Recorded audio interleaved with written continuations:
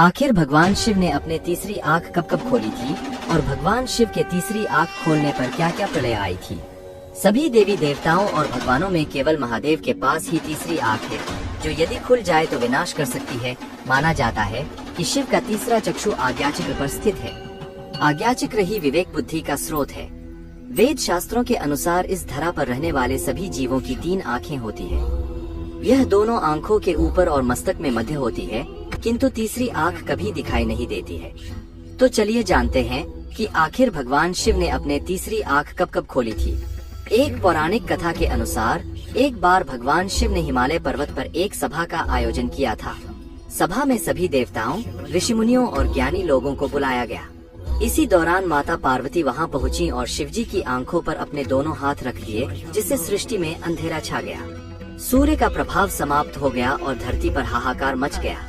धरती के पालनकर्ता भोलेनाथ से ये दशा देखी नहीं गई और उनके ललाट पर ज्योतिपुंज प्रकट हुआ।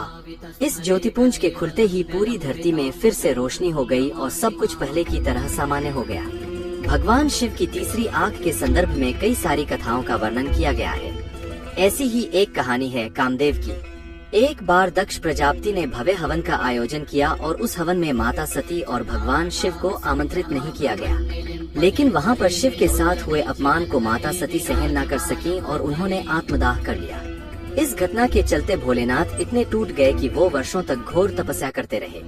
कहा जाता है कि समय के साथ माता सती का हिमालय की पुत्री के रूप में फिर जन्म हुआ, लेकिन भगवान शिव अपने ध्यान में इतना लीन थे कि उन्हें किसी बात का एहसास नहीं था। सभी देवता चाहते थे कि जल्द से जल्द माता पार्वती का शिव के साथ मिलन हो जाए, लेकिन उनके सभी प्रयास विफल साबित हुए। फिर अंत में उन्होंने स्वयं भगवान कामदेव को मदद के लिए बुलाया।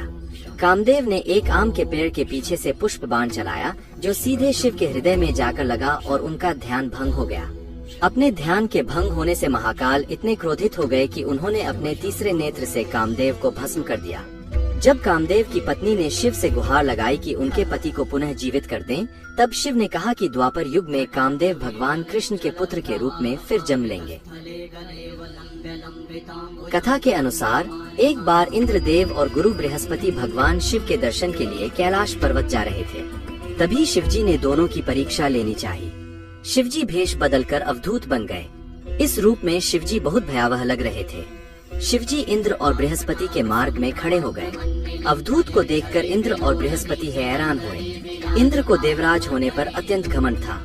उन्हें लगा एक साधारण अवधूत द्वारा देवराज का अपमान हो रहा है। इंद्र ने अवधूत पर प्रहार करने के लिए अपना वज्र उठा लिया। इधर अवधूत के शरीर पर धधकती ज्वाला और चेहरे पर क्रोध देख बृहस्पति समझ गए कि ऐसा प्रचंड रूप केवल महादेव का ही हो सकता है। इसलिए बृहस्पति शिवजी के क्रोध को कम करने से लिए शिवस्तुति गाने लगे। इतना ही नहीं, बृहस्पति ने इंद्र को महादेव के चरणों में लेटा दिया, जिससे इंद्र के प्राणों की रक्षा हो सके। तब शिव ने इस तेज को एक समुद्र में फेंक दिया, जिससे जालंधर का जन्म हुआ। अगर आपको यह वीडियो पसंद आया तो वीडियो को लाइक और चैनल को सब्सक्राइब करें।